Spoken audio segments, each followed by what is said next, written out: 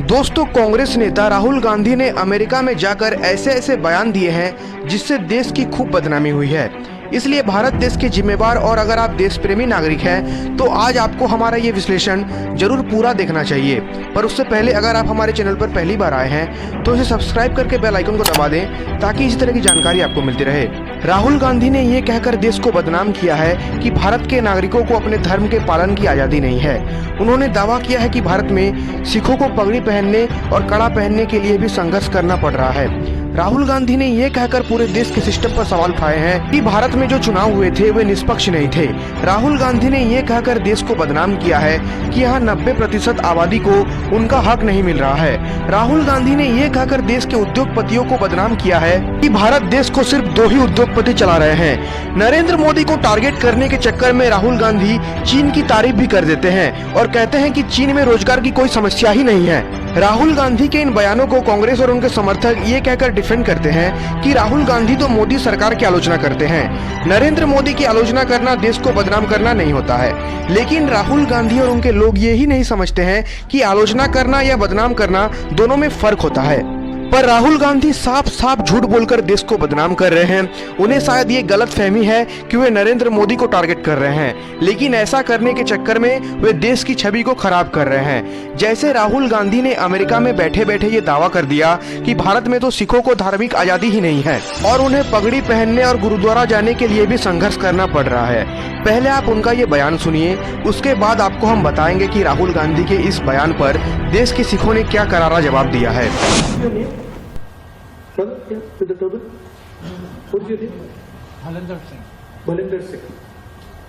The fight is about whether he, as a Sikh, is going to be allowed to wear his turban in India.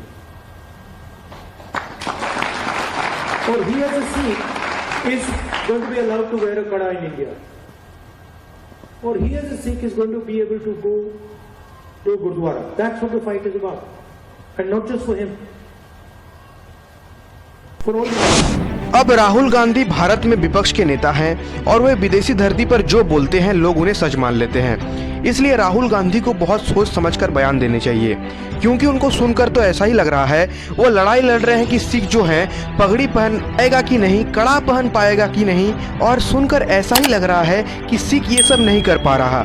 अगर Rahul Gandhi America में बैठे बैठे ये कह रहे हैं कि भारत में सिखों को पगड़ी पहनने और गुरुद्वारा जाने की लड़ाई लड़नी पड़ रही है और अमेरिका के लोग इसे सच भी मान लेंगे, वे भारत को ऐसे देश के रूप में देखेंगे जहां भारत के पास धार्मिक आज़ादी तक नहीं है, जबकि सच इसके ठीक विपरीत है।